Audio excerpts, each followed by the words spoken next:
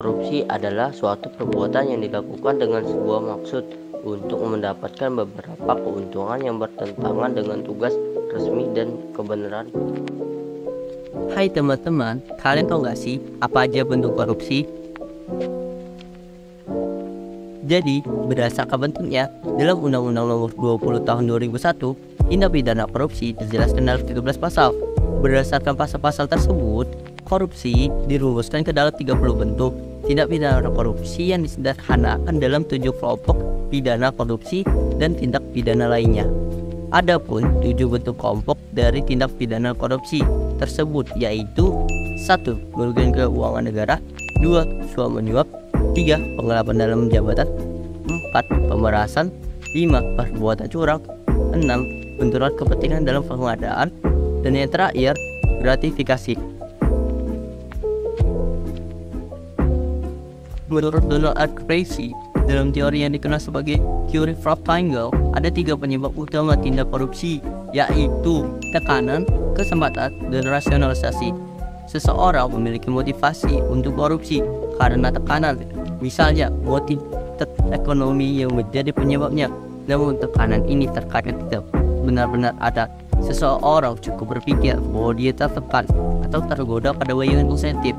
Kedua adalah kesempatan. Contoh yang paling mudah ditemui adalah lemahnya sistem pengawasan sehingga memunculkan kesempatan untuk korupsi. Ketiga adalah rasionalisasi. Para pelaku selalu memiliki rasionalisasi atau pembenaran untuk melakukan korupsi. Contohnya, saya korupsi karena tidak digaji. Teman-teman, perlu kita ketahui betapa besarnya pengaruh korupsi bagi suatu negara. Korupsi mengakibatkan melambatnya pertumbuhan ekonomi negara, menurunnya investasi, meningkatnya kemiskinan, serta meningkatnya ketimpangan pendapatan. Korupsi juga dapat menurunkan tingkat kesejahteraan masyarakat di suatu negara.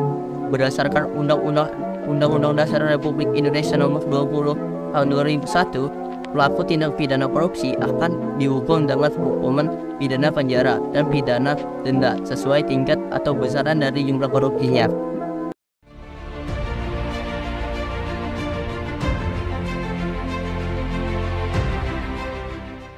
Sebagai generasi muda, calon pemimpin bangsa yang nantinya akan mengambil bagian dari peradaban dunia, mari kita tanamkan dalam diri kita sejak dini.